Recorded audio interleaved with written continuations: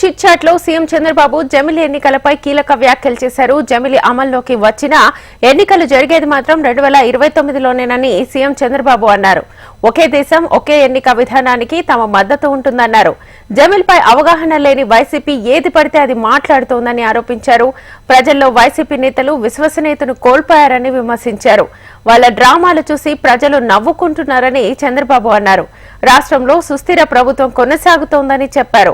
Swarnandhra vision 2047 document ను ప్రజల్లోకి తీసుకెళ్లాలని, రేపటి తరం భవిష్యత్తు కోసమే స్వర్ణాంధ్ర విజన్ అని తెలిపారు. మాజీ ఉప ప్రధాని అద్వానీతో తనకు దశాబ్ద కాలం నుంచి అనుబంధం ఉందని, ఆయన త్వరగా కోలుకోవాలని ఆకాంక్షిస్తున్నానని చెప్పారు.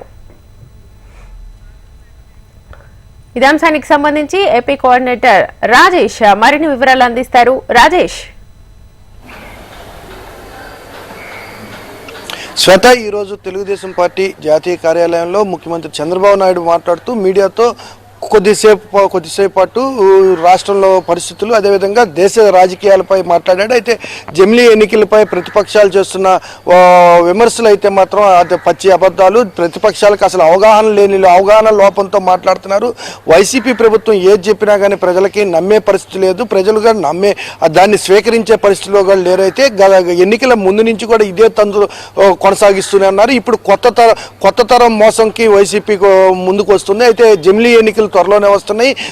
జమిలీ ఎన్నికల్లో మళ్ళీ అధికారం మారిపోతుంది అన్నట్టు తప్పుడు ప్రచారాలు చేసుకుంటున్నారు. అటువంటి పరిస్థితులు అయితే మాత్రం ఖచ్చితంగా లేవు. జమిలీ ఎన్నికలు రావటం అయితే మాత్రం సిద్ధమే, కానీ అవి ప్రస్తుతం ఇప్పుడు వచ్చే పని అయితే లేదు. సాధారణ ఎన్నికలతో పాటు 2029 నుంచి జమిలీ ఎన్నికలు కొనసాగుతాయి. అయితే అప్పటి నుంచి జరుగుతాయి. వాటికి మద్దతుగా మన ప్రభుత్వం కూడా మనం కూడా మద్దతు పలికేవలసి ముఖ్యమంత్రి చంద్రబాబు నాయుడు స్పష్టం చేశారు. దీంతో పాటు విజన్ 2047 ఖచ్చితంగా ప్రజల్లో తీసుకెళ్లాలి. గతంలో చూసుకుంటే 1996లో చూసుకుంటే విజన్ 2020 అనే ప్రతిపాదనతో రాష్ట్ర అభివృద్ధి 1996 సంవత్సరానికి ఈ 2020 సంవత్సరానికి చూసుకుంటే వ్యత్యాసం చూసుకుంటే చాలా మార్పులు జరిగినాయి ఆంధ్రప్రదేశ్ రాష్ట్రంలో. అదే తరహాలో చూసుకుంటే విజన్ 2047 చూసుకుంటే అంతకన్నా ఎక్కువ మార్పులు జరిగే విధంగా తీసుకెళ్లాలి. విజన్ 2047 మీద ప్రజల్లో అవగాహన రావాలి. ఆ అవగాహన వచ్చిన తర్వాత ఆ దిశగా ప్రజలు కూడా ముందుకు కొనసాగాలనేసి ముఖ్యమంత్రి చంద్రబాబు నాయుడు మీడియాతో మాట్లాడుతూ చెప్పారు. అయితే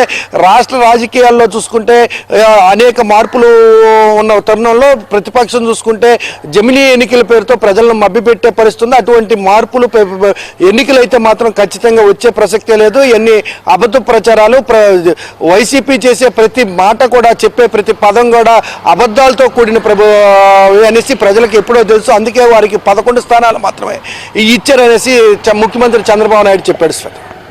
రైట్ రాజేష్.